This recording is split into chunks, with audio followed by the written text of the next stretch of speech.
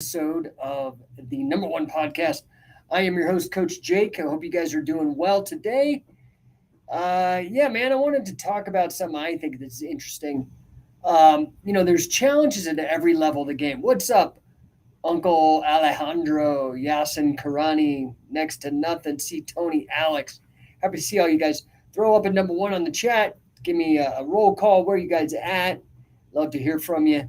TR Ruthless, Anag, Alex oh 07 Cervantes, Scream Chicken Nugget. Okay, it's Chicken Nugget. I'm not going to scream it, but what's up, Noah Storm?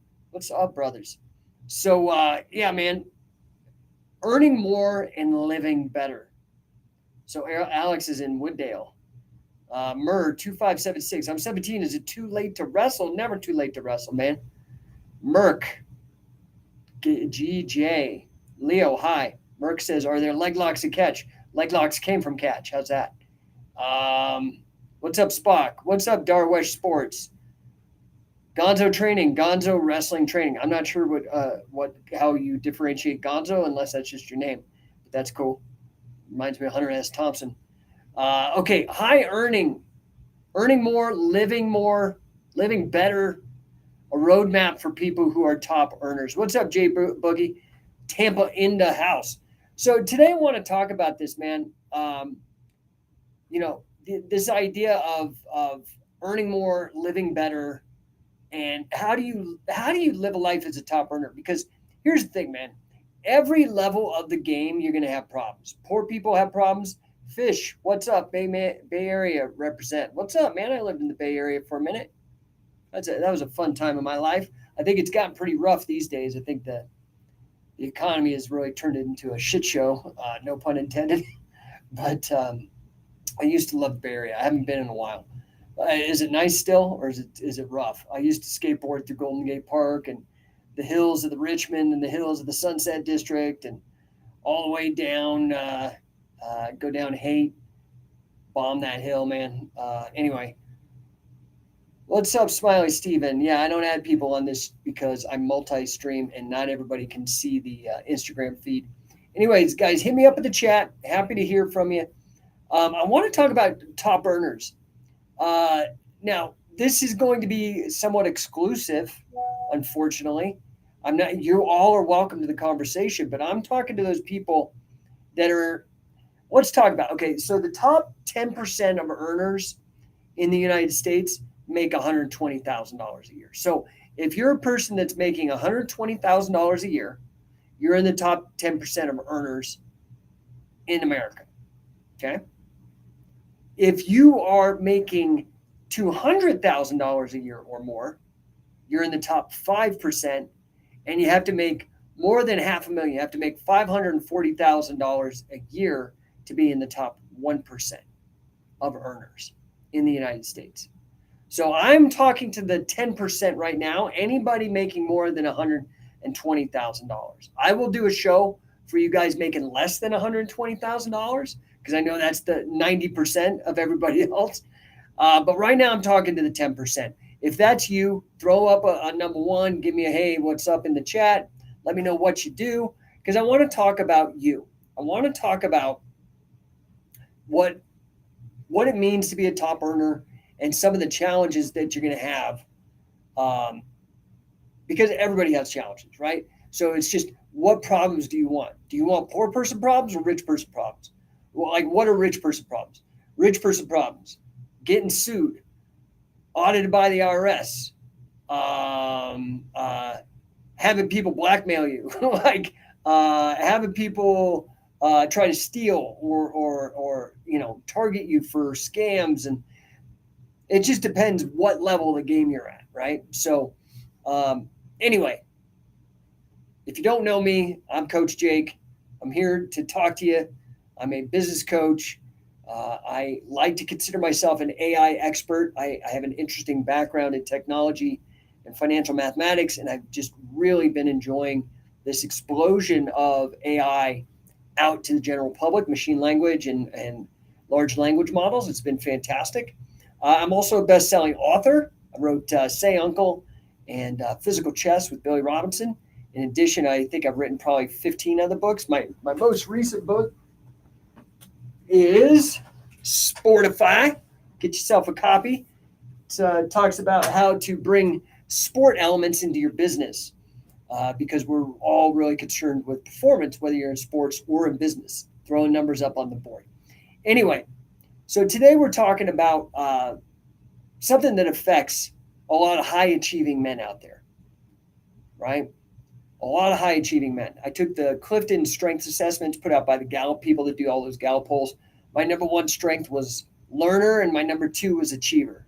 I love to achieve stuff. Like I'm set. I just do it. I can't even help it. It's who I am. So I want to dive into these challenges that people face. Um, Typically guys between 25, 45 that are earning more than 10 grand a month. If that's you, show it up in the chat. I'm not seeing anybody. Maybe you're embarrassed, but I don't know why the hell you'd be embarrassed. That means you're doing good. If you're not, listen in because this is really a challenge for a lot of people. So, anyway, our first challenge that when you're a high earner is this idea of work-life balance, right? It's really, this is a super common issue for high earners, right? Because you're dedicated, you're super driven. Sometimes, though, it feels like work is all you do. And that's kind of me, man. I'm going to be real. Like, I work hard, I work a lot. I keep, like Snoop Dogg, my mind on my money and my money on my mind. So the key here is not to strive for a perfect balance because I don't think it actually exists. Okay. This is something I've talked about, and this is something one of my mentors, Grant Cardone, talks about, and I'm in full agreement with him. And that this idea of work-life balance is a bit of a myth. So what you really need is time. You want time. That's what we're really talking about. Balancing things is not the way to go. What I like to think about is this idea of integrating your work and your life. So, for example, my wife and I have a software company that's in the attractions industry, right? So it's like amusement parks, water parks. Well, guess what? We could go to amusement parks with our kids. It is a write-off. It's also market research. We're seeing what this other competitive softwares are doing or whatnot. And then our kids are super stoked because they get to go to amusement parks all the time. I think when I grew up, the local park here in Denver is called Elitch's. I think I probably went to Elitch's 3 times my entire life when my parents were taking me. I went to Disneyland once. My kids go to Disneyland at least once a year. When we were in California, it was like every weekend. And we're at an amusement park or attraction like the Renaissance Fair or whatever every week. So you've got to learn how to integrate your life, not work-life balance, but integrate. And so, for example, fitness is important to me. So I try to do things that are also working out so I can work out with my family, so my kids. Now I understand, man, like I get it. When I was coming up, a young cat, I just turned 50, okay? So I've been in this game for a minute. When I was a young cat coming up, dude, I worked my ass off. I worked hard. And I got myself into these positions. I had my first 6-figure job.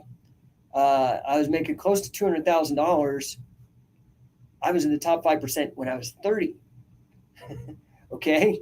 And, but my time was sunk because I was working for somebody else. I was working at an investment mortgage bank. I was working like 12, 14-hour days. And I realized, man, I want to be around my wife and I want to be around my kids. To me, it was important because I got married 2006, 2006 and started having a kid in 2007. That's when I decided to be an entrepreneur. And we're going to cover that in a minute, okay? Why that might be something really important for you if you keep banding around this idea of work-life balance, okay? Now, for you people that are working a job, this is going to be about like managing your time effectively and setting boundaries with yourself, enforcing your own boundaries. So you actually live up to what this ideal life that you actually want to have so that there's not creep where the other stuff kind of creeps in and takes over. Does that make sense? Okay, so you also need to know when to delegate and when to delete stuff. Like sometimes there's this great idea of revenue generating activities, right? Things that make money. That's where you should focus almost all your time entirely. What makes you money? And then the rest of it, delegate it or delete it so you have the free time. As a coach, I work with a lot of clients, a lot of high net worth individuals that have businesses. I typically work with businesses. By the way, I am opening for the next week. I'm going to open up working with solopreneurs. So if you're wanting to figure out how to go from a side hustle to a full hustle and actually begin building wealth and building, cash flow and living the life that you want to live on your terms, living by your wits and taking full responsibility for your life, let me know. Hit me up in the DMs. I'm doing that right now. I'm taking very few clients. I don't work with solopreneurs very often. I don't want to call it like a scholarship or anything because you still got to pay and it's expensive. But I do work with these people. You got to think of it like this. Think about return on investment. I just posted in one of my groups, my number one group on Facebook, some of these. Typically, people working with me in 90 days boost their income 30%. Just at the job that they're at. Then I show them how to actually build a business that adds more income and boost them up into that high earner bracket of over $100,000, $120,000. Okay, so the second thing after this idea of work-life balance is this idea of financial management. So David Davis out on, where are you at? You're on Facebook. Worked for someone my whole life. How to break away from this and what should a person sell or do? Okay, so David, this is actually a really great question. What you have to do, and this is what happens when I coach somebody. So we'll go through just a brief moment here, David. I appreciate you posting up on Facebook there. The first thing you have to do is you have to figure out what your lifestyle costs you. If you want to break away from working for somebody else, and remind you, when you become an entrepreneur, you're still working for other people. The thing is, you don't have one boss. You have like hundreds or thousands of bosses. The good news is if any one of them fires you, you got 999 left. Do you understand? So you still are going to work hard, but you're going to be free and you're going to be responsible and you're going to be living by your wits. It's pretty exciting, honestly. So the first thing you have to do is you have to figure out, like, what are my expenses? What is the nut that I have to come up with every month, no matter what? Rent, food, utilities, entertainment, all that, kids, child payment, whatever you got to do. You got to figure that out. And that's got to be a hard number. You got to make that number, period. You can't go below that number. So now that is your budget. You are going to lock that down until you start making some real money. You got to sacrifice if you want to do this, right? So you're going to lock it down. You're going to lock down that budget. You're going to say, no matter what, I'm going to be able to make this money. And I'm going to keep my job so I can pay this money, okay? Now you're going to find out, how can I become valuable at my current job? What else can I do? What if I bring in business? Can I get a commission? Or what if I go after accounts receivable? What if there are people who haven't paid, and instead of hiring a collection agency, you pay me 10% of whatever I collect? There are these things you can do at your existing business to boost your value to the company. Does that make sense? So the first thing to do is to lock down your budget. So let's say you spend $6,000 a month. Boom, that is it. You ain't spending no more than $6,000. Okay, that's like, what is that? $72,000 a year. So you lock that down, $6,000. Now, let's say you were making $7,000. Okay, you now need to figure out where you're at, how to boost that income. How do I do it? It's probably going to be something to do with revenue or sales or accounts receivable. Okay, find out how to do that for the business owner.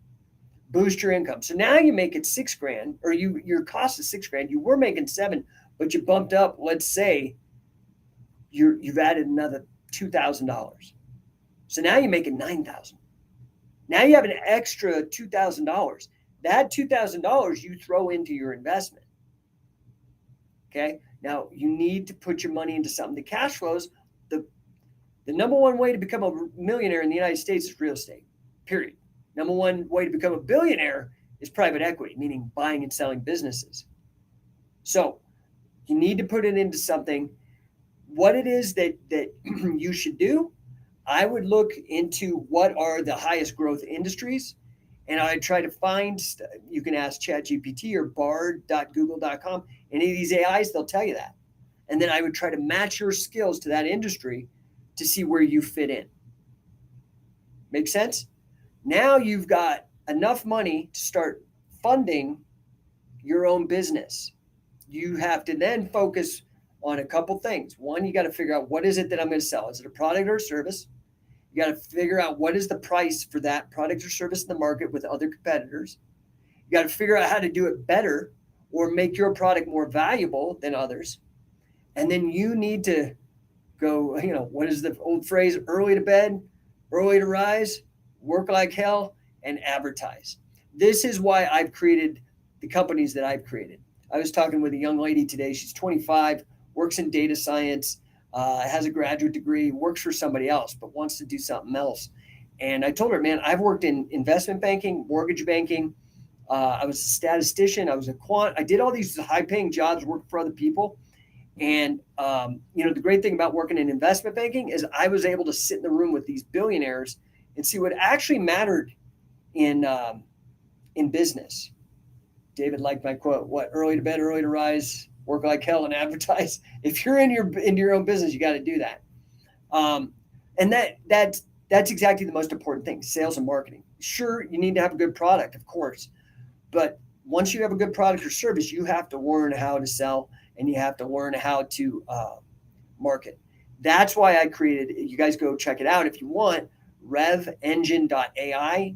It's advertising done with automation and artificial intelligence. I told you, I'm a nerd on this artificial intelligence stuff. It's the most amazing thing to happen to humankind, especially people in business, especially solopreneurs. That's really why I'm opening this up, is so I could teach you solopreneurs how to leverage a lot of this AI to make money. Dude, I have 3 businesses, 3 kids, a wife. I travel the world with the wrestling thing. I podcast. I've written 2 books. I got my 3rd book coming out. I've done all that in a year, this year. Okay. And I launched an agency. Okay. Does that make sense? So a lot of that is because I'm already a freak. I work harder than anybody. That's one of my competitors once said to me when he wasn't being a douchebag. He was like, dude, I can't outwork you. And I'm like, you never will. You never will. Probably when I'm dead, I'll probably figure out a way to outwork you then too. We got some comments out on Instagram. How do I block a choke in jiu-jitsu? Depends on the choke. Then we got how to do a rear naked choke. Okay, so here's what you do. If somebody's behind you, before they get their arms folded in, you've got to pull. First thing is wrist control. Always, always, always. When anybody, at all times, when you're a wrestler, this is why I developed the mace, because the mace develops your grip. And if you could get a grip on somebody, you could be a noodle like me, okay? A lanky, skinny dude, tall and skinny. But I don't have big muscles, but I got a fucking vice grip, pardon my language, because of the mace. So when I get a hold on you, you ain't letting go, right? Typically, there's a few, very, very few, and nobody really knows them, one-handed chokes. So most of them take two hands to really pull off. So you need to control a wrist. That's the first thing. The second, if it's a rear naked, you have to start pulling the hand off and then lift it and change the sides.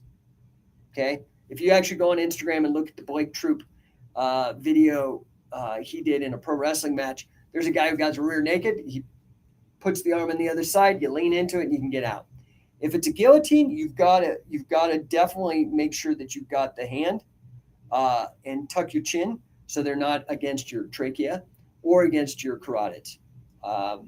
Anyway, I don't know if that helps you. I hope that helps. Can I show rear naked choke? Not without another person.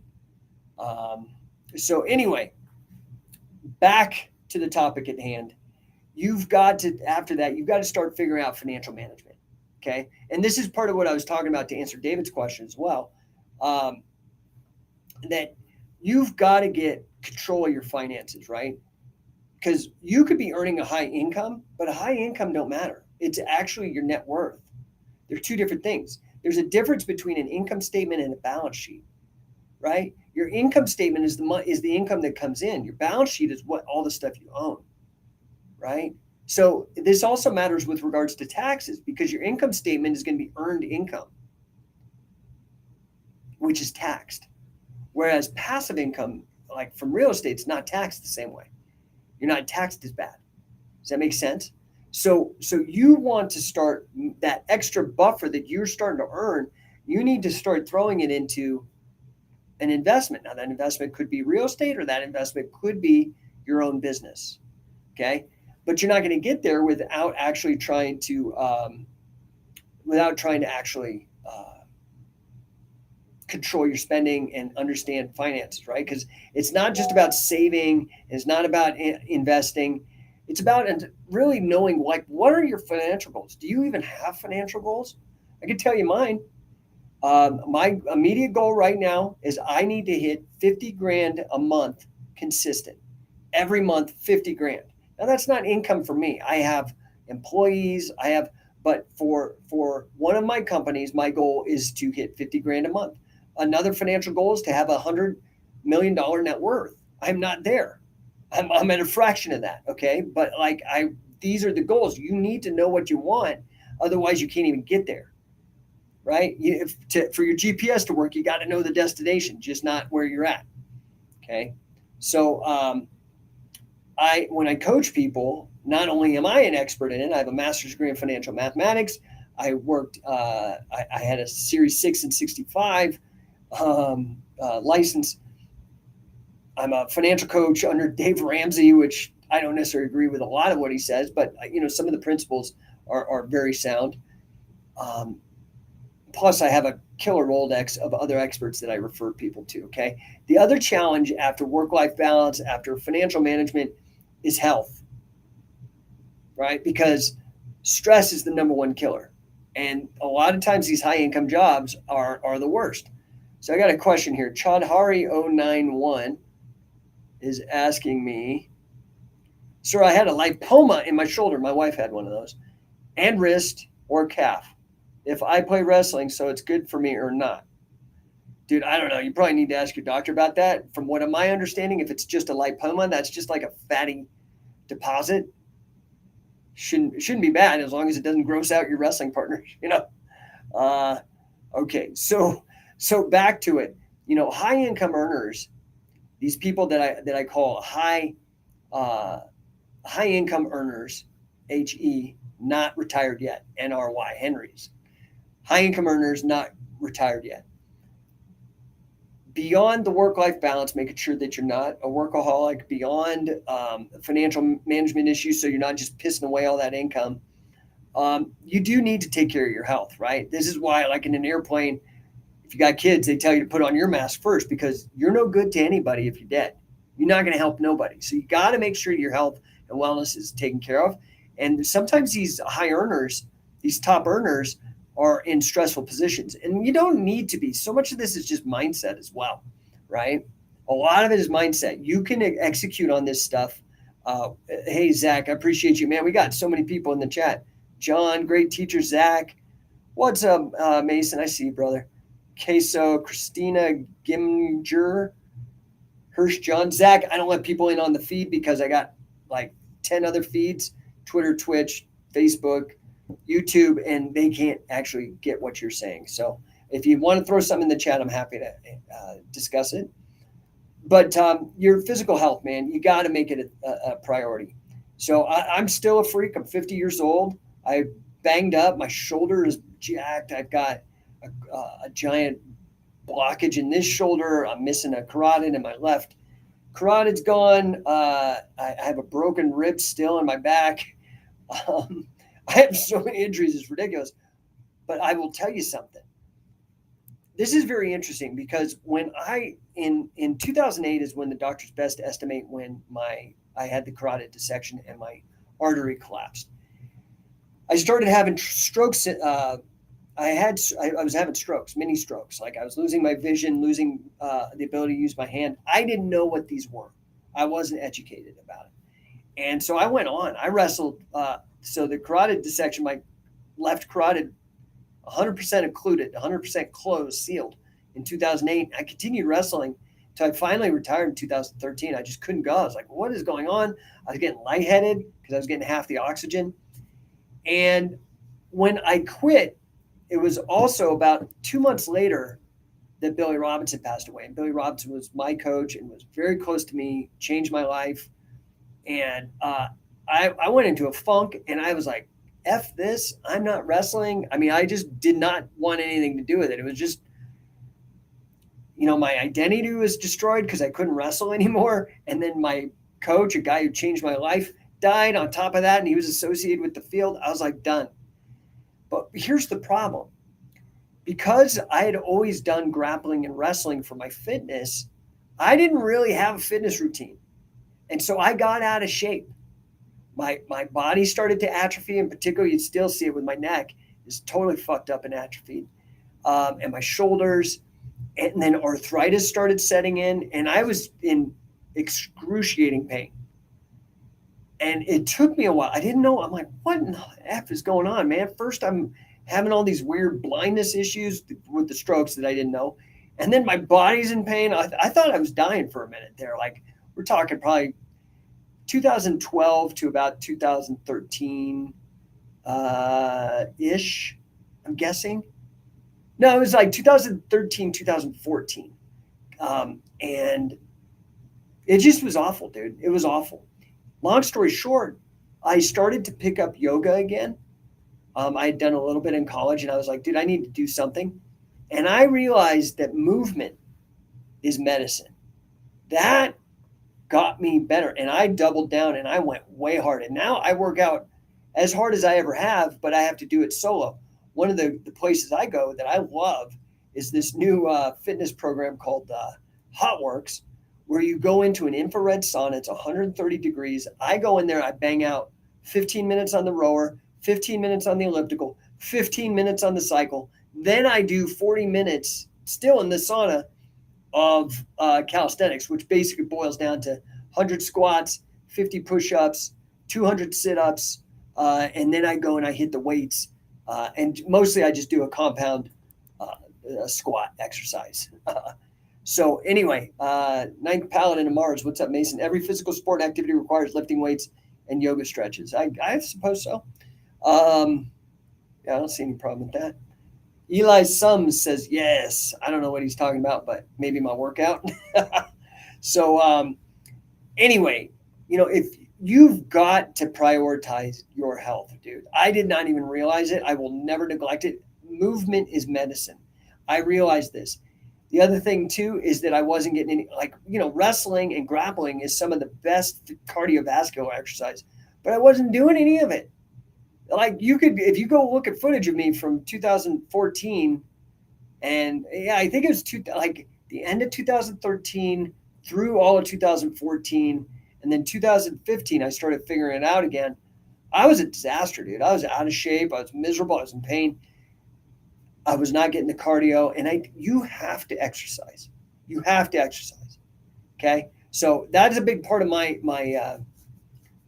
coaching as well. My business coaching is that I insist people get moving physically, because a lot of times these people will be like, oh, I'm on this pill or that pill for depression or anxiety. I'm like, go fucking exercise, man. Your body will handle all of that stuff if you exercise, and hard. You got to push. You got to go into discomfort. This is where I really dig a guy like David Goggins, where, he's got that wrestler's mindset of just go as hard as you can. Go as hard as you can. You understand?